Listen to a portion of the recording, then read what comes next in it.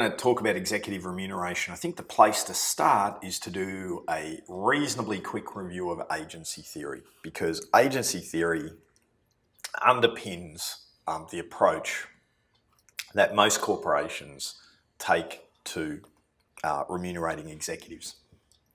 Okay. So you'll remember that we have companies for a number of reasons to limit liability, enable scales or scope, and that they're separate legal persons. Because of the structure, what we can have is a company that has lots of different shareholders, right?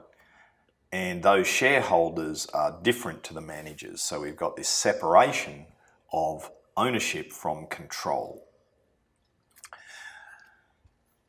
In order to understand how this separation works in practice, in theory, people have come up with the idea of agency theory, in particular Jensen and Meckling, although there are a whole lot of other people in transaction cost theory at the time working similarly. Jensen and Meckling are the most well recognised.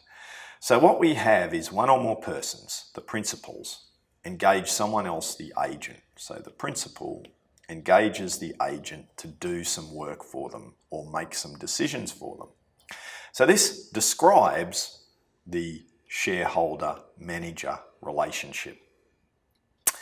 Now the problem is that if both these parties are trying to maximise their own personal utility, then the manager or the agent will do things that the principal or the shareholder might not want them to do.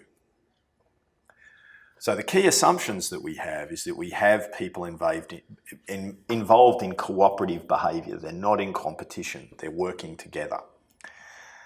We're also assuming that they're going to be self-interested and that we can't get truly rational decisions in the sense that we have full information to know what's going on.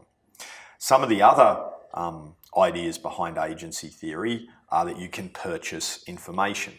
So why is that important? Well, for instance, it's the idea behind audit, right? You can purchase an assurance that the company's books are accurate through purchasing information via the audit, right? So the audit is one way you purchase information. We also know that there's an information asymmetry. So the shareholders know less than the managers because they don't work full time, etc. They don't have access to inside information. So if you want to know what's going on in the company, the managers know more than the shareholders. That means the managers can take advantage of this information asymmetry.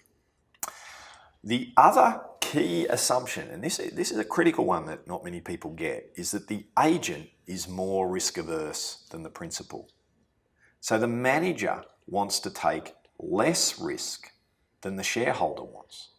Now that can sound a bit counterintuitive because people argue that, well, managers are taking too much risk. But it relies on modern portfolio theory, so Markovitz's portfolio theorem, for instance. And so that says that an economically rational shareholder is not going to put all their money into one stock. They're going to hold a portfolio of stocks, which means, and my last count was you need at least 20, so you're looking at about, at the most, 5% of your wealth should be in any one company, right? So you think about it.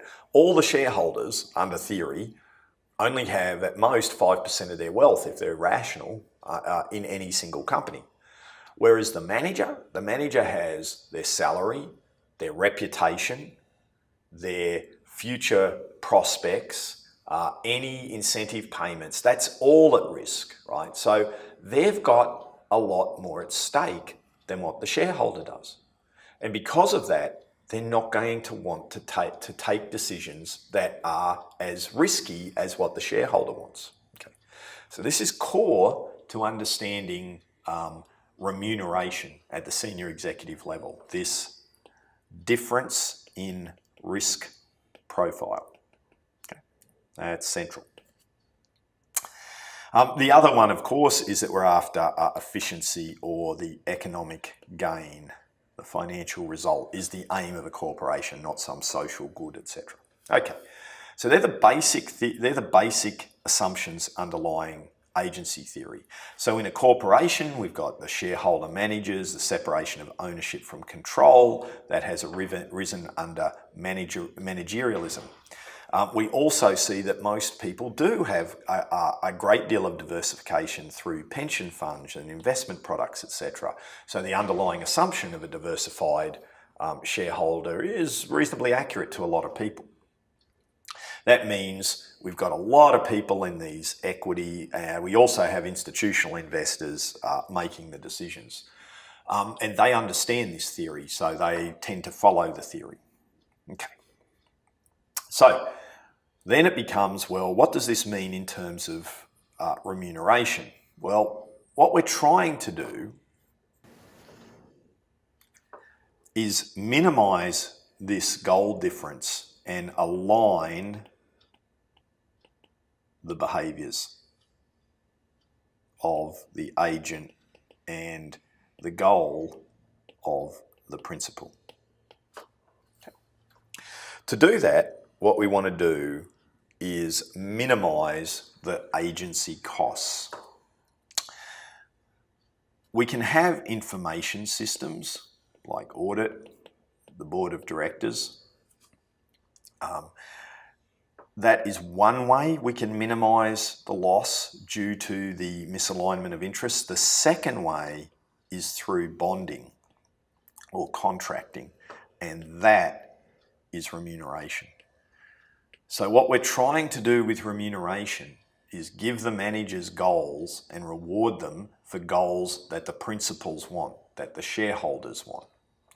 So when we have this control mechanism, the contract, right, between the manager and the company, we can either look to control the outcome or look to control the behaviour. What does that mean? You can either set a goal, we want to see the share price at a certain level, or you can tell them what to do. We want you to enter the US market.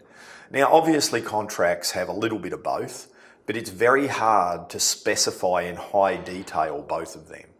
If you say to someone, "Oh, I just want your room clean," right? And they can clean it however they want. I mean, if they want to get down on their hands and knees with a paintbrush to like sweep up the sand that's in their room, that's up to them, right? If they want to do that. But if you tell someone how to do it, like if you say, "No, I want you to vacuum your room," and just say the vacuum cleaner doesn't work well on sand. Well, if you've told them, "I want you to vacuum the room," then you can't really complain if there's still sand in the room, if the vacuum cleaner isn't working, right? That's not their fault. So you've got the choice. You can either say, "I want you to get the sand off the floor," or "I want you to use the vacuum cleaner." You can try and control via outcome, or you can try and control via behaviour. But doing both, holding someone accountable and saying, "Look, you have to use the vacuum cleaner to get all the sand off the floor," right? That's pretty unfair, particularly if the vacuum cleaner doesn't work. So there's this balance. And what happens under agency theory is there is a tendency due to uncertainty to focus on outcome, right? To set some goals and say, "Look, this is what we want you to achieve." Because often the principals don't know what the agent has to do to achieve the goals. If you knew what actions management had to take, you could use behaviour control, but most of the time you don't. So you use an outcome control mechanism. Okay, so what we have now, the separation of ownership from control, and we know that one of the ways of controlling that is through bonding, through setting up a contract that aligns the goals of the owners with the managers. We also know that the managers under agency theory don't want to take a lot of risk. Okay, so the principals want to stimulate them to take risk. We also know that the owners don't really know what the manager has to do to get the performance. So what they're going to do is try and stimulate the agent to take risk via an outcome goal. Right? So that's what agency theory predicts is the approach that we would take with senior management remuneration. So that's a bit of the theory. Now let's translate that theory into practice.